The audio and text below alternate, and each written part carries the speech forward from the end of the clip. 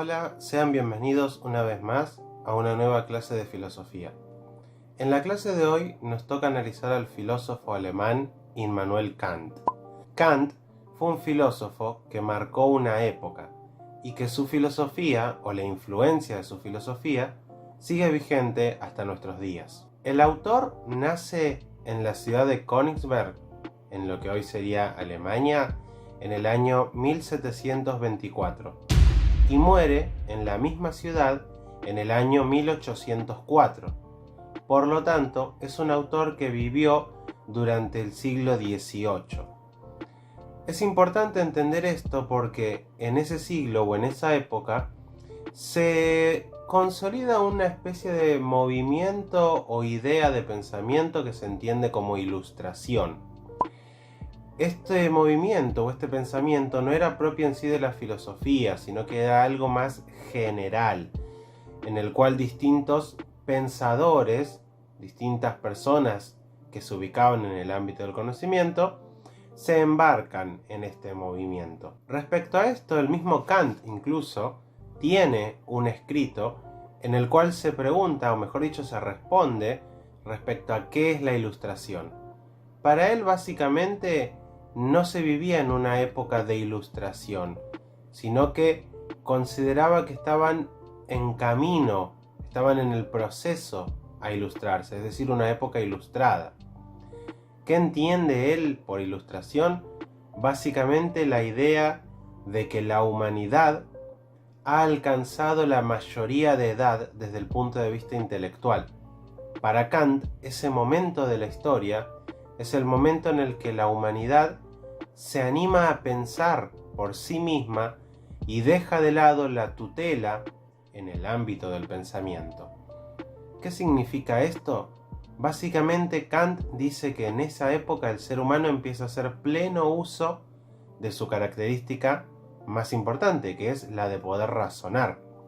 Ahora bien, esto para Kant es un acto de valentía y es un acto de atrevimiento, porque siempre es más fácil que nos digan qué pensar a pensar por nosotros mismos.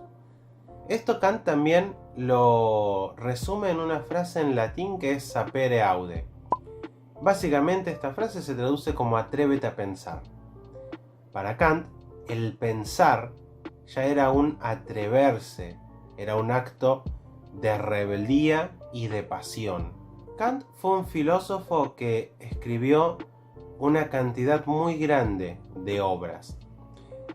Todas estas obras él las escribió ya en su etapa de madurez, en su etapa más adulta, ya que a lo largo de su vida se dedicó a formarse y a instruirse en el camino del conocimiento y en particular de la filosofía.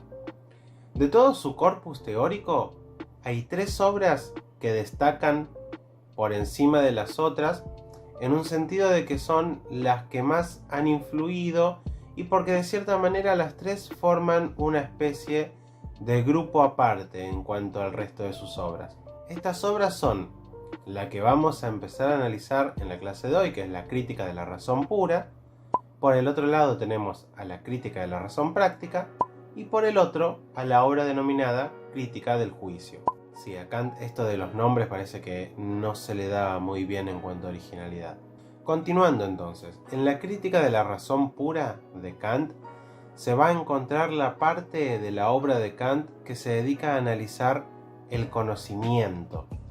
Básicamente Kant intenta descifrar y entender cómo es que somos capaces de conocer, cómo es que opera nuestra mente o cómo es que opera nuestra manera de conocer al mundo. Antes de entrar de lleno a la filosofía de Kant, es importante aclarar el panorama previo a Kant, es decir, de dónde surge su pensamiento. Como ya hemos visto, en la modernidad hubo 2 filósofos que marcaron 2 líneas de pensamiento totalmente distintas. Por un lado tenemos a Descartes. El pensamiento filosófico de Descartes es el racionalismo. Por el otro lado tenemos a David Hume, cuyo pensamiento se denomina empirismo.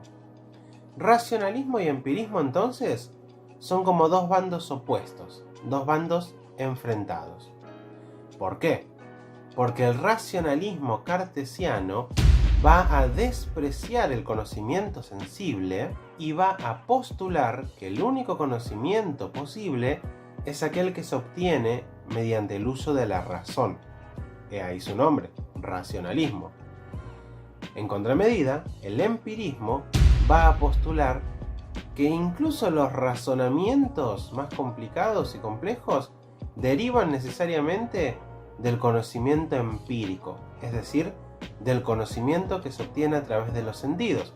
Por lo tanto, si bien el uso de la razón es importante, si no tuviéramos la capacidad de conocer el mundo con los sentidos, no podríamos hacer ningún tipo de razonamiento. Estas dos posturas, aparentemente antagónicas, para Kant comparten algo en común. Hay algo en estas dos posturas que las une y las hermana. Y esto es que en ambas posturas se supone que en el acto de conocer es más importante el objeto que el sujeto. ¿Cómo se entiende esto? Para Kant, tanto Descartes con el racionalismo como Hume con el empirismo entiende que tienen que conocer lo que el objeto les transmite, ya sea por medio de los sentidos, Hume, o por medio de la razón, Descartes. Pero dan por supuesto que el objeto se puede conocer en la totalidad. Sea cual sea la vía del conocimiento, ambas teorías suponen que el objeto es lo real y que, de este modo, puede llegar a ser conocido. Por lo tanto, para Kant, empirismo y racionalismo no son más que dos caras de la misma moneda que Kant denomina realismo.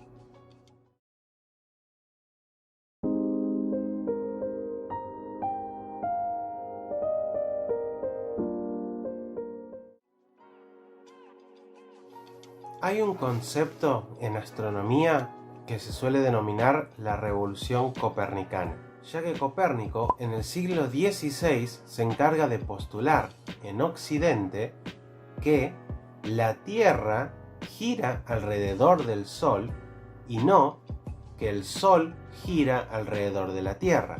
Es decir, antes de Copérnico en Europa se daba por sentado que la Tierra, nuestro planeta, era el centro del universo y que el Sol, las estrellas y los demás planetas giraban alrededor nuestro. Esto es lo que se conoce como modelo geocéntrico. Copérnico viene a romper totalmente con eso y a postular un modelo en el cual el Sol se encontraba en el centro y los demás planetas giraban alrededor del Sol, lo que se conoce como modelo heliocéntrico.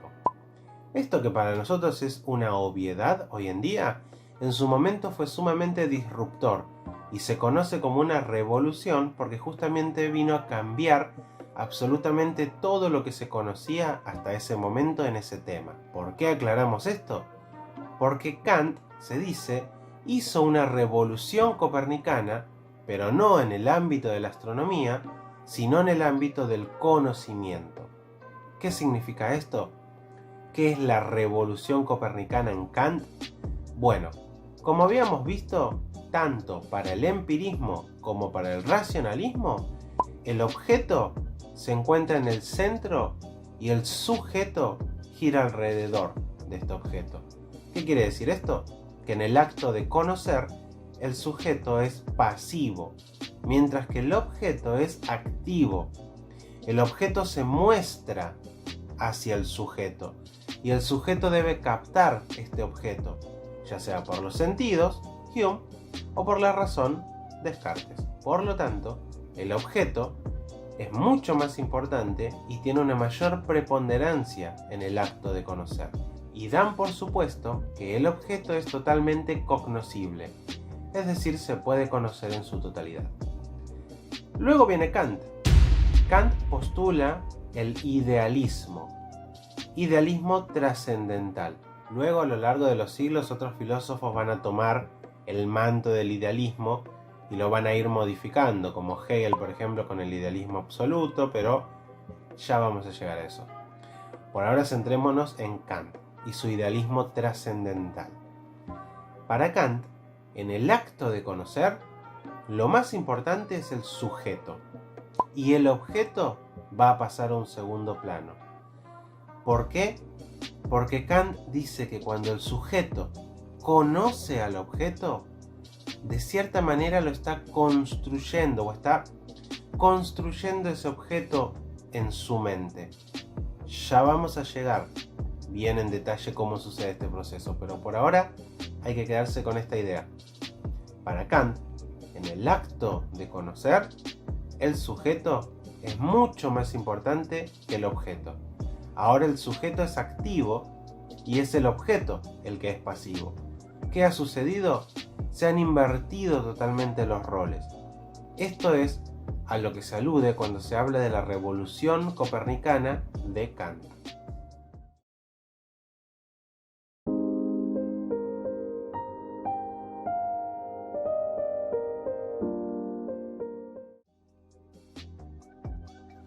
La obra entonces que vamos a analizar de Kant, que vamos a presentar, que vamos a apenas tratar de comprender un leve esbozo, porque podríamos estar años estudiando este libro, es La crítica de la razón pura. Un pequeño libro que escribió Kant en el cual se da a la tarea de intentar explicar justamente cómo es que conocemos, cómo es que funciona nuestra razón, nuestra capacidad de razonar. Bueno, para intentar explicar eso, pequeño libro que escribe Kant.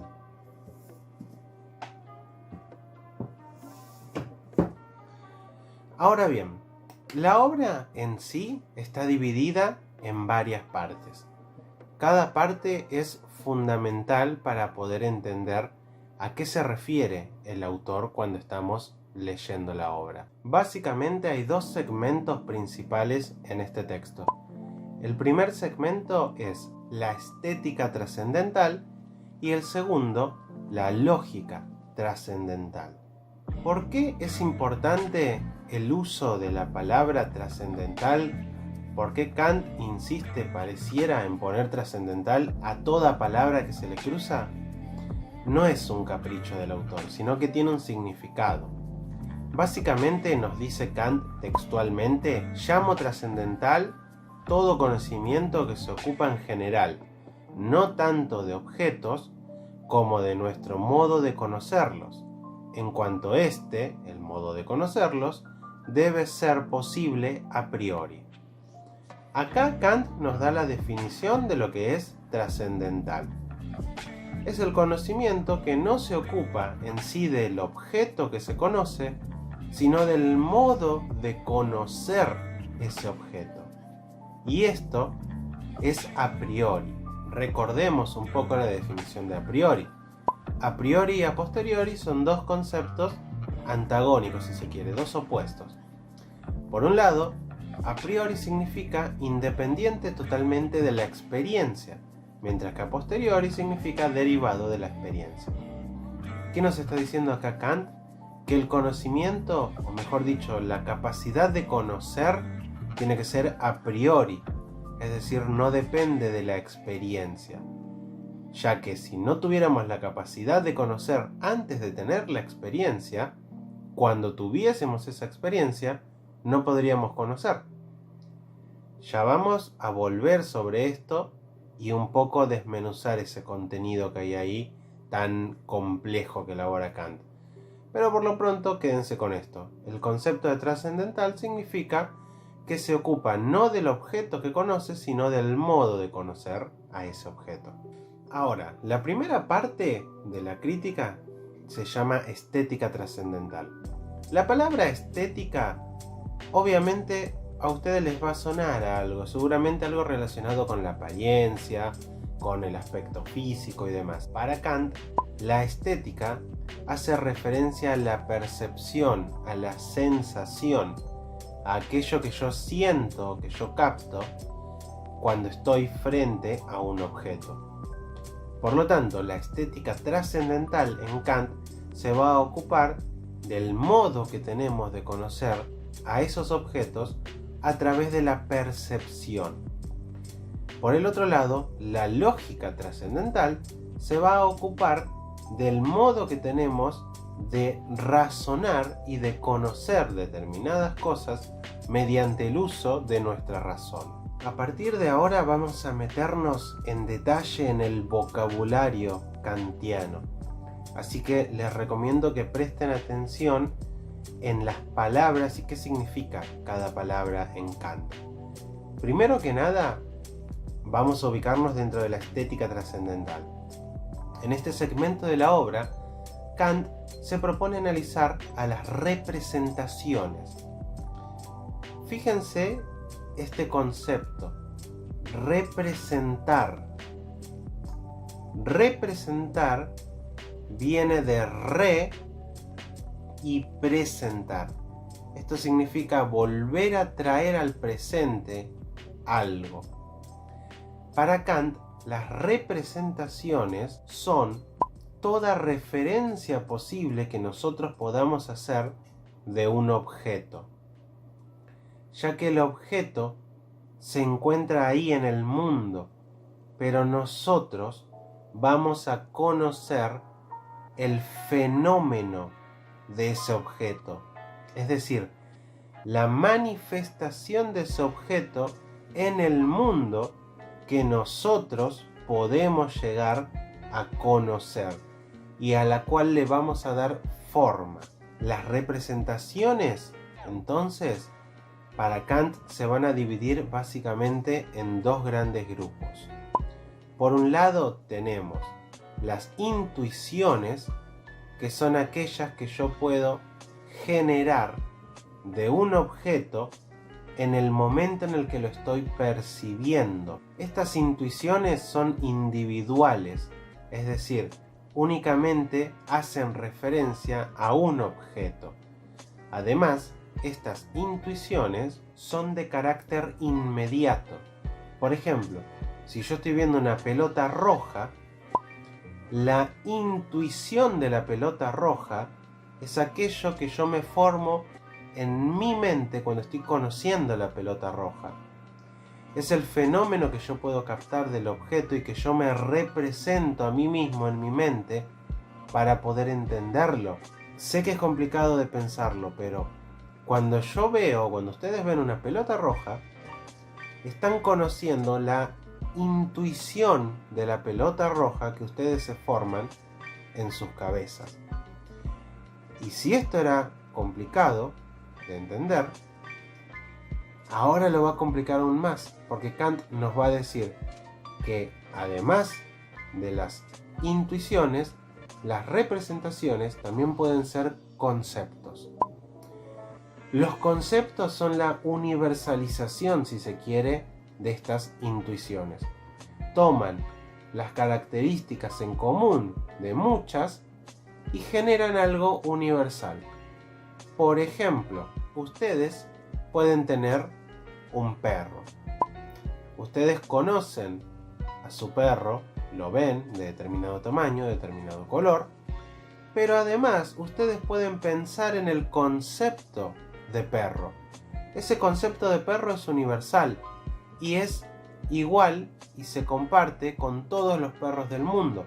Es decir, en la medida en la que un objeto determinado entre dentro del concepto de perro para nuestra mente, eso va a ser un perro. Si algo que yo creo que es un perro de golpe maulla, hay algo que no está entrando en el concepto universal de perro. Por lo tanto, ese objeto no es un perro, es un gato. Hasta acá, mal que mal, más o menos se va entendiendo.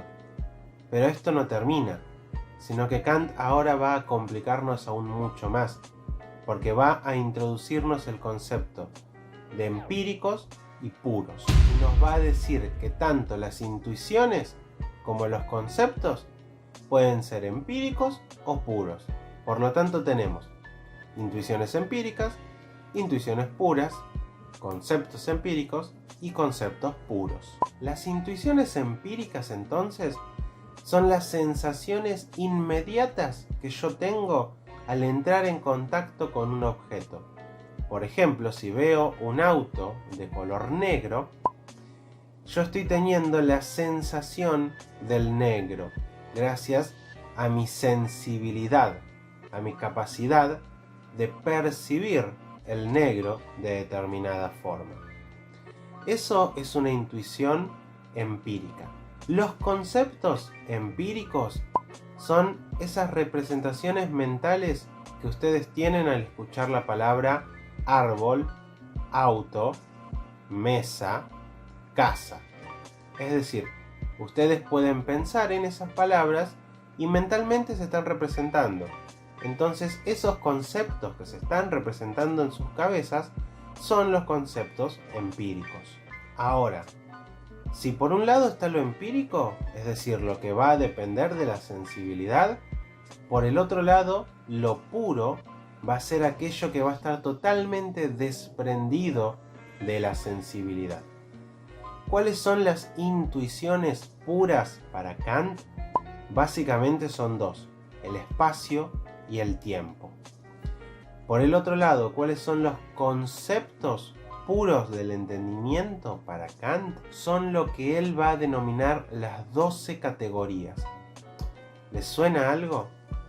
Acuérdense de lo que había postulado Aristóteles, las 10 categorías para poder entender todo tipo de ente. Bueno, Kant de cierta manera va a superar a Aristóteles y va a postular 12 categorías que por lo pronto poco y nada tienen que ver con lo que postuló Aristóteles, pero que, según Kant, estas 12 categorías son los conceptos puros del entendimiento que me permiten conocer. Y además, en este apartado se encuentra también la razón, es decir, la capacidad de razonar. Por el otro lado de la obra, en la lógica trascendental, básicamente nos encontramos con la analítica trascendental, que es la encargada de analizar el entendimiento, y con la dialéctica trascendental, la cual se encarga de entender el razonamiento, la capacidad misma de razonar. Dentro de la analítica trascendental vamos a encontrar la analítica de los conceptos y la analítica de los principios. Y por el otro lado, dentro de la dialéctica trascendental, nos vamos a encontrar con los paralogismos de la razón pura, que son básicamente Dios, alma y mundo. Acá, con estos tres conceptos, para Kant se alcanza el límite del conocimiento o de la capacidad de conocer que tiene el humano. Fíjense que estos tres conceptos ya los habíamos empezado a mencionar la clase pasada. Para Kant, Dios, alma y mundo son imposibles de llegar a conocer por la vía de la razón. Después, independientemente de las creencias de cada uno, podría considerar que conoce o que cree en la existencia de Dios y del alma y del mundo. Pero acá es donde Kant nos va a decir que estos conceptos están más allá, si se quiere, de la capacidad del razonamiento. Y por lo tanto, en este apartado en particular, en la crítica de la razón pura, no van a ser motivo de análisis. Dios y alma me imagino que ya se dan cuenta por qué, pero quizás les haga un poco de ruido por qué Kant dice que no se puede conocer el mundo, si justamente estamos conociendo todo el tiempo los objetos de este mundo. Acá es donde se hace una distinción muy fina. Por un lado, tenemos al objeto, si se quiere.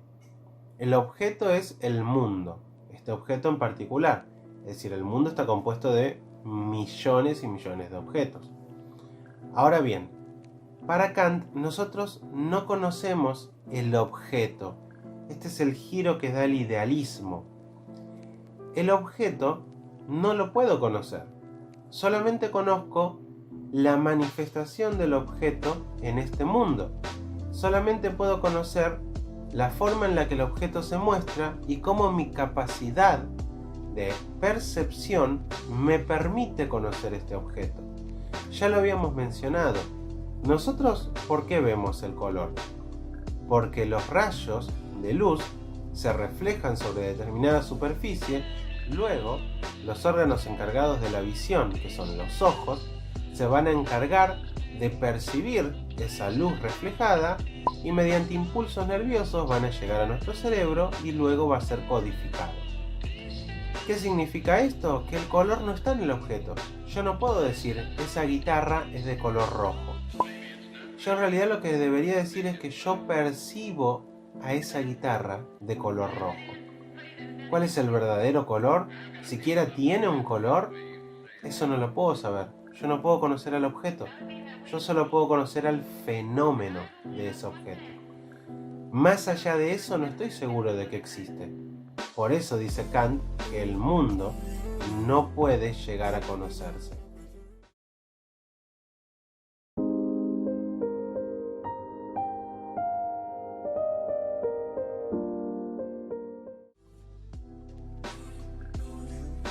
Uno de los principales objetivos por el cual Kant escribe todo este texto, la crítica de la razón pura, es para lograr entender si es posible o no que existan los juicios sintéticos a priori. Antes de entender a qué se refiere Kant con esto, vamos a ir avanzando poco a poco. Kant nos va a decir que nuestra mente, que nuestro razonamiento opera con la facultad de juzgar. Todo el tiempo nosotros estamos enlazando juicios. ¿Y qué es un juicio? Básicamente un juicio, en el sentido estricto de la palabra, es emitir una oración afirmativa o negativa sobre determinado objeto. Estos juicios, además de ser afirmativos o negativos, también pueden ser verdaderos o falsos. Yo puedo decir, el gato es negro, y ahí estoy generando un juicio. ¿Por qué? Esto, si quieren, lo pueden relacionar con el análisis sintáctico de oraciones. Yo estoy diciendo el gato, que es el sujeto, es negro, el predicado. Nuestra mente, para Kant, entonces, siempre va a operar de esta manera, creando oraciones. Nada más que las denomina juicios. Estos juicios se componen de un sujeto y de un predicado. Enlazan, esto es importante, enlazan conceptos. Nuestra mente todo el tiempo crea juicios y al crear juicios está enlazando conceptos. Yo digo nuevamente, el gato es negro. Estoy enlazando el concepto de gato, estoy enlazando el concepto de negro y estoy creando un juicio en el cual digo que el gato tiene la propiedad de ser negro. Esto puede ser verdadero o puede ser falso. También puedo elaborar un juicio de manera negativa y puedo decir el auto no es verde. Y ahí estaría generando un juicio enlazando conceptos. Los conceptos en sí, cuando están sueltos, es decir, cuando no están enlazados en un juicio, no son ni verdaderos ni falsos. Son, si se quiere, palabras vacías. Yo puedo decir negro, amarillo, alto, europeo. Son conceptos. Puedo decir mesa, árbol, albañil. Siguen siendo conceptos. No es ni verdadero ni falso. No es hasta que yo los enlazo que pueden obtener esa propiedad y digo, el albañil europeo es alto, por decir cualquier cosa. Ese juicio es el que luego puede adquirir la característica de ser verdadero o de ser falso. Y en ese juicio, fíjense que enlacé tres conceptos. Existen dos tipos de juicios. En primer lugar, el juicio analítico. Y en segundo lugar, el juicio sintético. El juicio analítico es aquel cuyo predicado ya está contenido en el sujeto. El ejemplo más típico de esto es el triángulo es una figura de tres lados. ¿Qué significa esto? Si yo digo el triángulo, ¿cuál es la definición de triángulo? Ser una figura de tres lados. Por lo tanto, si yo digo el triángulo es una figura de tres lados, es como si estuviera diciendo el triángulo es triángulo. Esto es un juicio analítico porque no aporta ningún tipo de nueva información. Si yo ya sé lo que es un triángulo, ya sé que tiene tres lados. Esto le permite a estos juicios ser a priori. ¿Qué significa esto? Que son independientes de la experiencia. Yo no necesito contar, a ver, el triángulo cuántos lados tiene. 1, 2, 3. Ah, entonces será cierto, el triángulo tiene 3 lados. No hago eso. En tanto pueda comprender estos conceptos, en tanto ya lo tenga aprendido, el triángulo es una figura de 3 lados, no necesita ningún tipo de comprobación empírica. Por lo tanto, este tipo de juicios, los analíticos, Kant los considera universales porque son universalmente válidos, es decir, nunca han cambiado y nunca van a cambiar. El triángulo siempre tuvo 3 lados. Desde antes de que ustedes nacieran y cuando ustedes mueran, el triángulo va a seguir teniendo 3 lados. Y es necesario porque lo que afirma es de esa manera y no puede ser de otra manera. El triángulo no puede tener ni 4 ni 2 lados. El triángulo tiene 3 lados.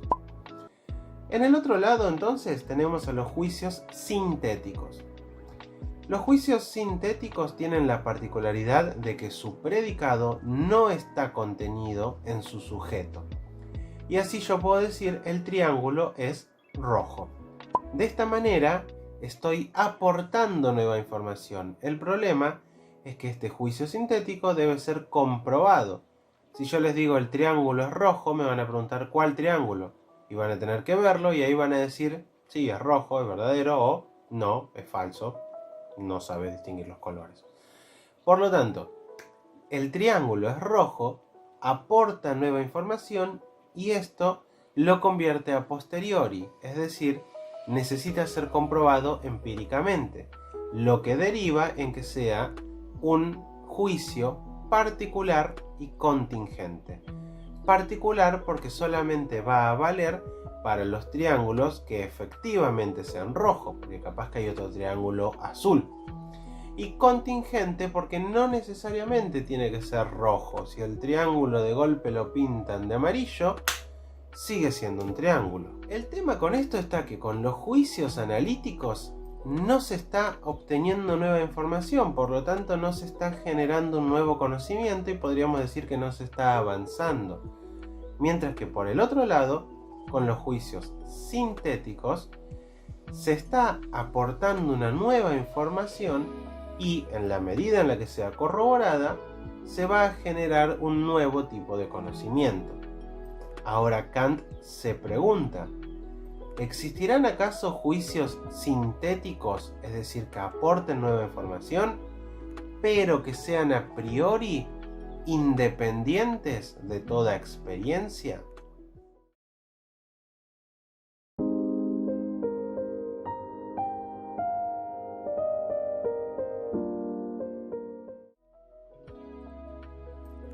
Y así es como Kant entonces llega a analizar la posibilidad de la existencia de los juicios sintéticos a priori. Va a empezar analizando esto en distintas ramas del conocimiento. Va a empezar en primer lugar por la aritmética, o si se quiere por la matemática. Y va a analizar un juicio muy sencillo, que es el juicio de toda suma. Yo digo, 2 más 3 es 5. Ahora, Kant piensa, ¿es posible que esto sea un juicio sintético, es decir, que aporte nueva información? Analicemos. En el concepto de 2 y en el concepto de 3 no está en ningún lado el concepto de 5. Es decir, 2 más 3. Incluso en el concepto de más no se encuentra el 5. ¿De dónde surge el 5? Justamente el 5 es la nueva información que se aporta al generar o al resolver esta suma. Pero el 5 es algo que aportamos nosotros luego de utilizar nuestro razonamiento. Ahora, ¿es necesario comprobar en cada caso que 2 más 3 es 5? La realidad es que no. Por lo tanto, en la matemática son posibles los juicios sintéticos a priori. Ahora bien, obviamente cuando estamos operando con números tan pequeños, la suma es muy fácil de realizar. Pensemos en cualquier número sumamente grande sumado con otro número grande. Ese resultado no es tan fácil de obtener. Acá es donde entra en juego el concepto que Kant denomina síntesis. Para Kant, no llegamos al resultado solamente con el análisis. Es decir, si nosotros vemos el 2 y vemos el 3, podemos llegar analizando que va a dar 5. Pero cuando operamos nuevamente con números grandes, no tenemos la capacidad tan rápida de resolver eso. Pero sí sabemos que mediante la síntesis, es decir, la unión de estos conceptos, del número enorme, del más y del otro número enorme, vamos a llegar a ese resultado. Por lo tanto, cualquier suma de dos o más números representa un juicio sintético porque aporta nueva información, pero es a priori porque no va a estar dependiendo de la experiencia. Luego Kant va a analizar un ejemplo en la geometría. Y acá va a complicar un poco más las cosas. Kant nos va a dar el ejemplo de la línea recta es el camino más corto entre dos puntos. Pensemos lo siguiente, tenemos un punto de un lado y otro punto del otro. ¿Cuál es la forma más corta de llegar? ¿Yendo dando vueltas de un lado para otro o llegando a ese punto de forma directa, es decir, de forma recta? Obviamente la respuesta va a ser que de forma recta. Nuevamente analicemos. ¿Es posible que esto sea un juicio sintético a priori? La línea recta es la más corta entre dos puntos. En el sujeto, en la línea recta, ¿qué es una línea recta? Una sucesión de puntos, uno al lado del otro, en una misma dirección, que conforman una línea recta. En la definición de línea recta no se encuentra en ningún momento la propiedad de ser el camino más corto. Por lo tanto, es un juicio sintético porque aporta nueva información. Ahora, ¿yo necesito comprobar esto? ¿Necesito agarrar una regla y medir el camino recto y medir todos los caminos posibles? No, no lo necesito. Este juicio es independiente de la experiencia, por lo tanto, en la geometría también existen los juicios sintéticos a priori. Luego Kant va a ingresar al ámbito de la física. En el ámbito de la física va a analizar un juicio que podríamos explicarlo como que independientemente de la transformación que sufra todo objeto, la cantidad de materia nunca se altera. Esto quiere decir básicamente lo que nosotros hoy conocemos como el principio de conservación de la materia. Ahora, nuevamente lo mismo, ¿esto puede ser un juicio sintético? En todas las transformaciones del mundo corporal, la cantidad de materia permanece inalterada. En el sujeto encontramos que todas las transformaciones del mundo corporal. Ahora, el concepto de este sujeto en ningún momento habla de conservar la materia. Por lo tanto, este juicio es sintético porque está aportando nueva información. Ahora bien, independientemente de si ustedes conocen o no ese concepto de física, una vez que lo conocen, no lo tienen que comprobar. Un físico cuando está estudiando, no tiene que comprobar, no va a hacer un experimento y va a decir, a ver, me voy a proponer comprobar el principio de conservación de la materia a ver si es verdad o no. No lo hace. Parte de eso y lo da por sentado. Simplemente cuando se lo enseña se pueden ver ejemplos, pero nadie duda de ese principio. Por lo tanto, nuevamente acá nos encontramos ante un juicio sintético a priori. Kant ya analizó entonces la matemática, ya analizó la geometría, ya analizó la física. ¿Qué es lo que sigue? Analizar la metafísica, es decir, la filosofía. Acá Kant es donde encuentra uno de los problemas, si se quiere, de la filosofía, que es la incapacidad de mantener un juicio sintético a lo largo de varios filósofos. Kant ve que en la historia de la filosofía un filósofo discute o contradice al que estuvo antes de él. El mismo Kant lo está haciendo con Descartes y con Hume. Está demostrando o está comprobando que lo que estos autores postulaban no era tan así. Por lo tanto, en la metafísica, en la filosofía, hasta ahora los juicios sintéticos a priori no existen o no están siendo todavía consolidados, porque juicios sintéticos hay. Un ejemplo muy claro es Dios existe. Este juicio lo pudo haber postulado Descartes, por ponérselo en boca de un filósofo. Pero luego va a venir otro filósofo y decir, no, no es tan así. Viene Hume y dice, no sé si existe o no existe. Por lo tanto, Kant encuentra que en la metafísica, que en la filosofía, por el momento no se están hallando juicios sintéticos a priori. Y de hecho Kant entiende que este debería ser el camino a seguir de la filosofía. Intentar postular y mantener este tipo de juicios a lo largo del tiempo, como lo vienen haciendo la matemática, la geometría y la física.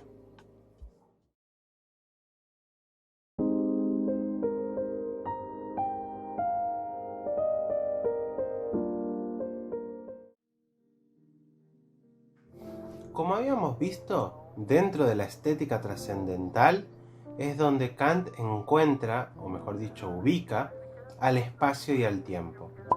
El espacio y el tiempo, dentro de las representaciones, se encontraban en el apartado de las intuiciones.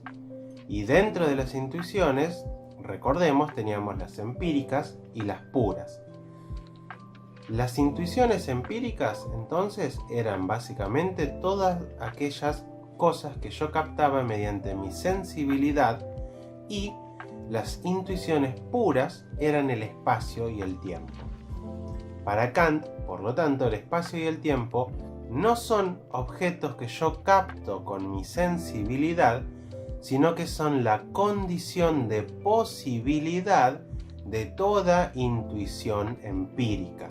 Kant entiende que para que el ser humano pueda conocer un objeto, este objeto tiene que estar dado. ¿Qué significa que el objeto esté dado hacia mí? Significa que ese objeto está dentro de un espacio y un tiempo determinado. Fíjense que Kant nos está diciendo que para conocer necesariamente tiene que estar el espacio y el tiempo. Sin espacio y tiempo es imposible que yo pueda conocer algo.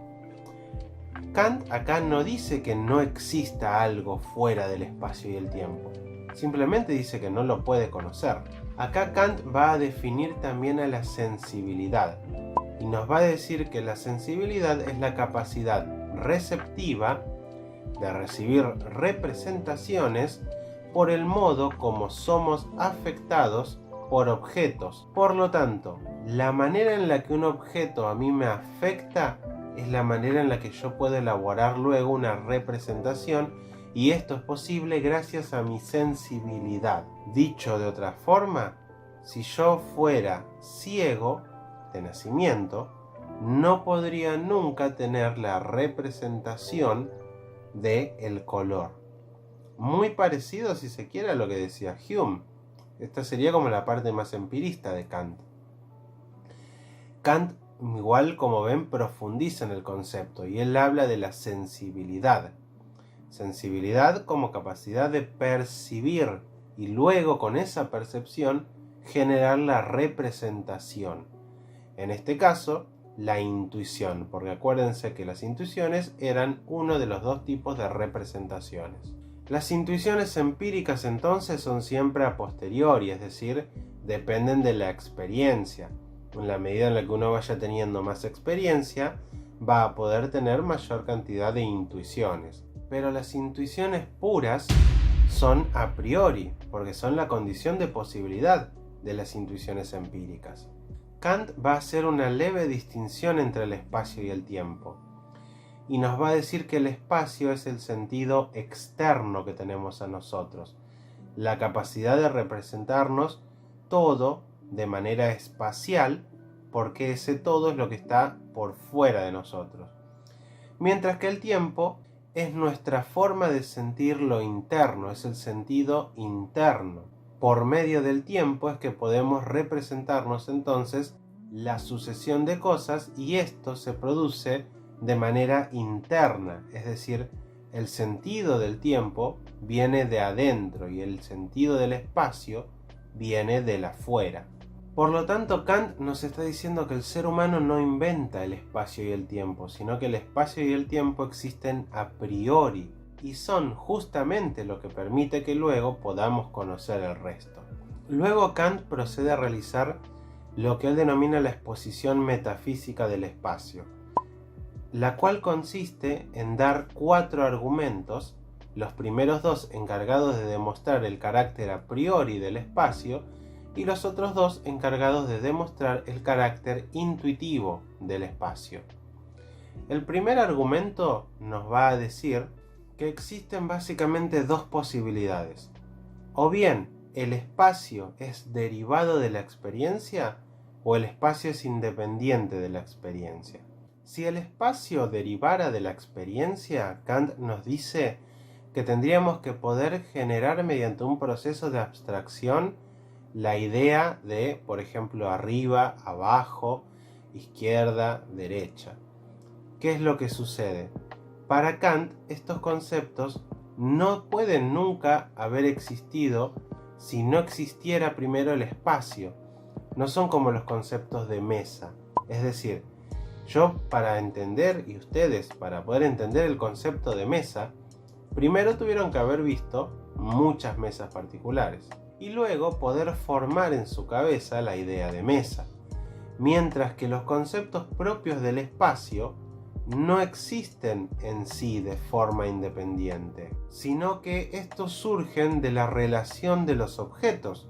Yo no puedo pensar en el adelante de si no hay algo atrás. Yo no puedo pensar en el atrás de si no hay algo delante. Esto para Kant es prueba de que el espacio no deriva de la experiencia, sino todo lo contrario. Tenemos experiencia gracias a que existe el espacio, gracias a que existe la intuición pura del espacio. El segundo argumento nos dice básicamente que es imposible que nosotros podamos pensar la ausencia del espacio, es decir, no podemos pensar el no espacio, podemos pensar el espacio vacío, pero incluso un espacio vacío es un espacio en el que no hay nada, pero sigue estando el espacio. Si se quiere, podríamos pensar la siguiente metáfora. Los objetos en el mundo serían como el plato, el vaso, el tenedor, el cuchillo, y el espacio es la mesa. Los objetos están apoyados en la mesa. Gracias a que existe la mesa, los objetos no se caen al piso. Pero yo podría sacar todos los objetos de la mesa, que la mesa seguiría existiendo. La mesa es la condición de posibilidad de que yo pueda apoyar esos objetos sobre la mesa. Lo mismo sucede con el espacio. El tercer argumento nos dice básicamente que no existen muchos espacios, sino que hay uno solo. Un espacio que arbitrariamente se puede llegar a dividir, pero que esas divisiones, como ya les dije, son arbitrarias, no dependen necesariamente de una ley universal que indique que el espacio se tenga que dividir de esa forma. Es más, las divisiones espaciales, si se quieren, entre territorios de naciones, muchas veces han cambiado. Las naciones se han anexado o han perdido territorio. Por lo tanto, el espacio en sí es uno solo. Es único. El cuarto argumento nos dice que ningún concepto contiene sus ejemplares en él. Por ejemplo, el concepto de perro no contiene a los perros individuales dentro, sino que el concepto de perro se forma gracias a que a través de los perros individuales universalizamos lo que hay en común de ellos y de esa forma elaboramos el concepto. Pero el espacio contiene en sí como limitaciones suyas los diversos tipos de espacio. Es decir, como ya dijimos, el espacio es único, pero existen divisiones que se pueden hacer dentro del espacio, divisiones arbitrarias. El espacio contiene todos estos posibles espacios individuales. Por lo tanto, Kant, gracias a estos argumentos, llega a la conclusión de que el espacio no es una intuición empírica que yo obtengo mediante la experiencia, sino que todo lo contrario. El espacio es la condición de posibilidad de toda experiencia posible. Ahora Kant va a realizar lo mismo con el tiempo, es decir, va a realizar una exposición metafísica del tiempo y nos va a dar 4 argumentos. El primer argumento nos dice que el tiempo no supone a la experiencia, sino que ocurre todo lo contrario. La experiencia supone el tiempo. Es decir, si no existiese el tiempo, toda la experiencia ocurriría absolutamente en simultáneo, es decir, es imposible siquiera imaginarlo. Yo no puedo pensar un día en el que no me levante, desayune, trabaje o estudie, almuerce, haga otras actividades, cene y me acueste. Ese es el mundo con el tiempo. En un mundo sin tiempo, todas esas actividades tendrían que suceder en simultáneo al mismo tiempo. Es imposible siquiera de imaginarlo. Por lo tanto, ya el hecho de que haya experiencia necesariamente nos indica que primero tiene que estar el tiempo. El segundo argumento nos va a decir que no podemos pensar la ausencia del tiempo. No podemos pensar algo que esté por fuera del tiempo. Como mucho podemos pensar un tiempo vacío, es decir, un tiempo en el que no ocurre ningún tipo de sucesos. Pero pensar la ausencia total de tiempo es imposible. El tercer argumento nos dice que el tiempo es único. Es decir, nosotros podemos dividir el tiempo, pero nuevamente estas divisiones son arbitrarias. ¿Cómo medimos el tiempo? ¿En horas? ¿En minutos? ¿En segundos? ¿Cuántas horas hay en un día? ¿24? ¿Por qué sucede esto? Nuestro tiempo actualmente está marcado por los movimientos de rotación sobre su eje de la Tierra, de nuestro planeta, y sus movimientos alrededor del Sol. Pero estos conceptos de horas, minutos, segundos, meses, días, carecen de sentido siquiera si nos vamos a otro planeta. Y carecen aún todavía mucho menos de sentido si nos vamos al espacio. Un astronauta, por ejemplo, obviamente puede medir el tiempo en horas si ya tiene un reloj que está justamente preparado para medir el tiempo. Pero si no tuviera ningún instrumento ya prefabricado de medición del tiempo, ¿cómo distingue las horas, los minutos y los segundos si no hay un planeta girando alrededor del Sol en el cual pueda ubicarse y utilizar como referencia? Como ven, las divisiones que hacemos del tiempo son totalmente arbitrarias, pero son las que comúnmente aceptamos y que nos permiten generar toda una rutina y establecer una vida en función de esas divisiones. El cuarto argumento nos dice que el tiempo único contiene en sí todos los tiempos posibles, justamente porque es una intuición y no un concepto. De todo esto, Kant va a llegar a la conclusión de que el tiempo justamente es la condición de posibilidad, así como el espacio, de toda experiencia posible. Por eso, tanto tiempo como espacio no son intuiciones empíricas, sino que son intuiciones puras.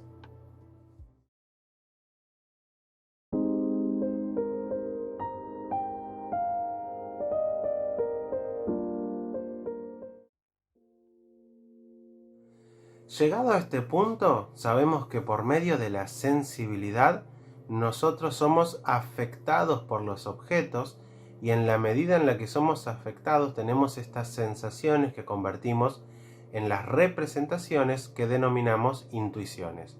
Ahora bien, el mero acto de intuir todavía no puede ser entendido como conocimiento. Para Kant, lo que la sensibilidad nos provee es una especie de caos de sensaciones que están totalmente desordenadas y que necesitan ser puestas en determinado orden. Para esto nos valemos aparentemente en una primera instancia de los conceptos. Es decir, gracias a que yo tengo el concepto de árbol, cuando mi sensibilidad me permite ser afectado por este objeto, el cual yo codifico como las sensaciones referentes a un árbol, puedo nombrar ese objeto como árbol y digo, esto es un árbol. Y lo mismo con cualquier otro tipo de objeto, y digo, esto es una mesa, esto es un perro, esto es un auto. Por lo tanto, los conceptos vienen de cierta manera a moldear un poco a la sensibilidad, o mejor dicho, a las representaciones del mundo sensible, a las intuiciones. Los conceptos entonces son fundamentales para poder conocer.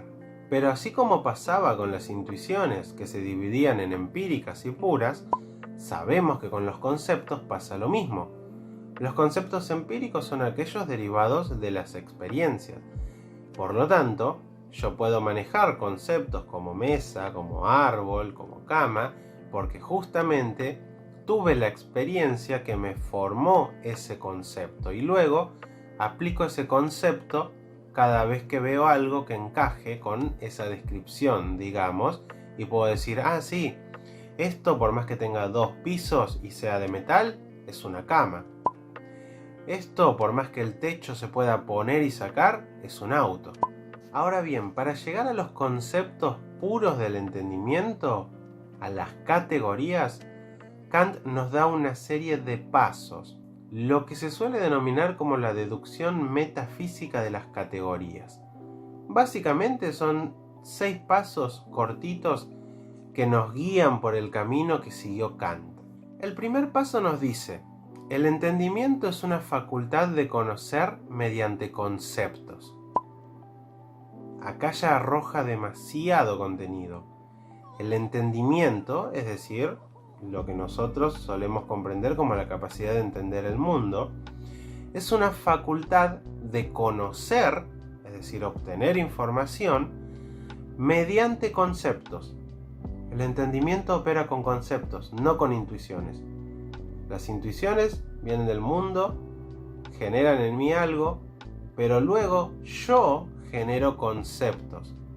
Y el entendimiento va a operar con estos conceptos. Así es como su entendimiento en este momento les permite saber lo que es un árbol, si yo menciono el árbol, y ese entendimiento no necesita para nada de lo empírico, porque puede operar, gracias a que tuvieron contacto empírico en algún momento con un árbol, en este momento pueden operar meramente con conceptos. El segundo paso nos dice, conocer mediante conceptos quiere decir juzgar, realizar juicios. Por tanto, todos los actos del entendimiento se reducen a juzgar. Nuestra capacidad de comprender el mundo, nuestro entendimiento, constantemente realiza juicios. Ya vimos que los juicios estaban compuestos por conceptos.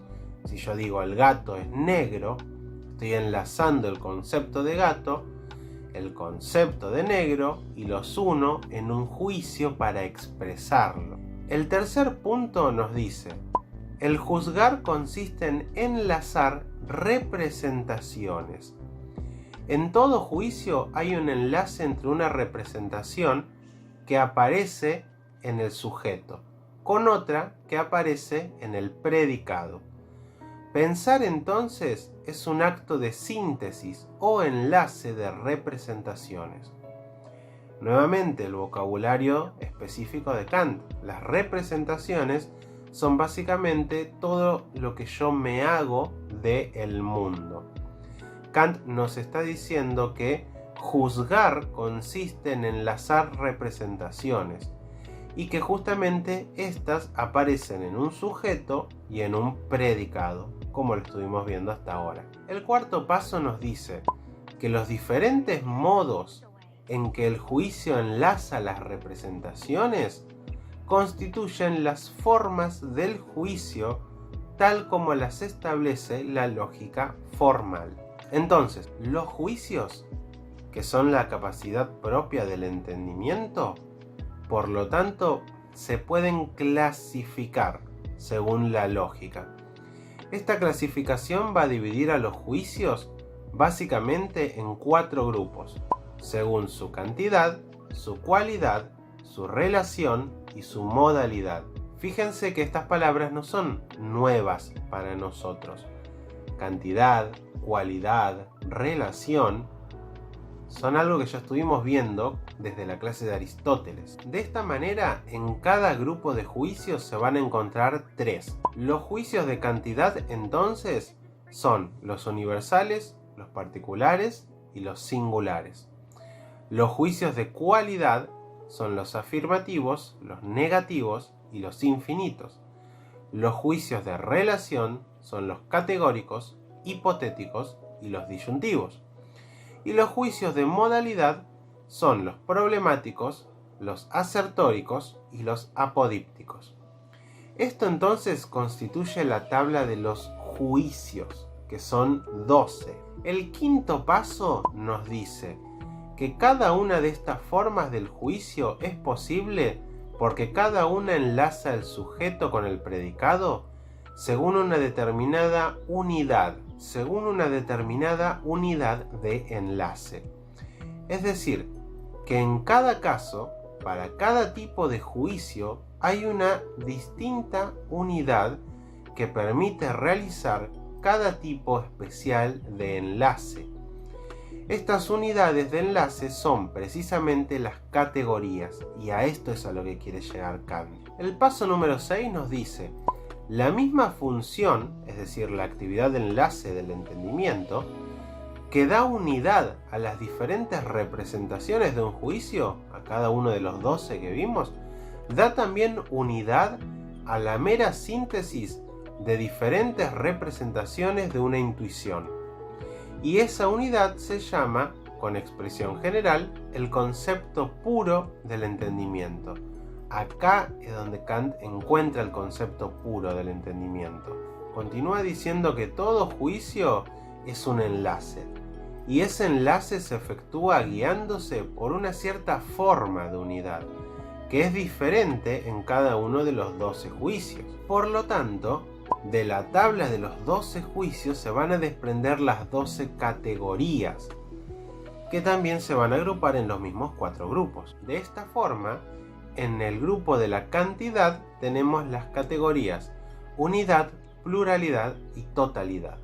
En el grupo de cualidad tenemos relación, negación y limitación. En el grupo de la relación tenemos inherencia y subsistencia, causalidad y dependencia y comunidad. Y en el grupo de la modalidad tenemos posibilidad, imposibilidad, existencia, no existencia, necesidad, contingencia. De esta manera, Kant encuentra los conceptos puros del entendimiento, que son los que dan forma a todo lo que yo puedo conocer. Por lo tanto, Kant nos va a decir que el pensamiento sin contenido es vacío y las intuiciones sin conceptos son ciegas. ¿Qué quiere decir esta frase? Básicamente que para todo acto de conocer no se puede prescindir ni de las intuiciones ni de los conceptos. Nuevamente volvamos a esta relación que tenían de oposición Descartes y Hume. Para Descartes, si se quiere, solamente se podía conocer con los conceptos, es decir, con el razonamiento. Para Hume solo se podía conocer con las intuiciones, lo que él llamaba las impresiones, la sensibilidad. Kant dice ni lo uno ni lo otro. Pensamiento sin contenido es vacío, intuiciones sin conceptos son ciegas. Necesito tanto del mundo sensible como de mi capacidad de poder darle forma. Kant va a decir que el mundo constantemente lo percibimos mediante nuestra sensibilidad, pero esa percepción carece de forma. Y justamente el concepto es el que le da forma al mundo de tal manera que nosotros lo podamos entender. ¿Esta es la única forma de conocer? No lo sabemos, pero es la única forma humana de conocer. El conocimiento humano funciona de esta manera. Clasifica, conceptualiza el mundo. Y de esta manera, esto es un árbol, esto es un pájaro, esto es una abeja, y la abeja me puede picar y me puede lastimar. El concepto necesariamente depende de la experiencia. Y a su vez, solo la experiencia no basta para que yo pueda generar conocimiento. Y con esto terminamos la clase de hoy. Me despido.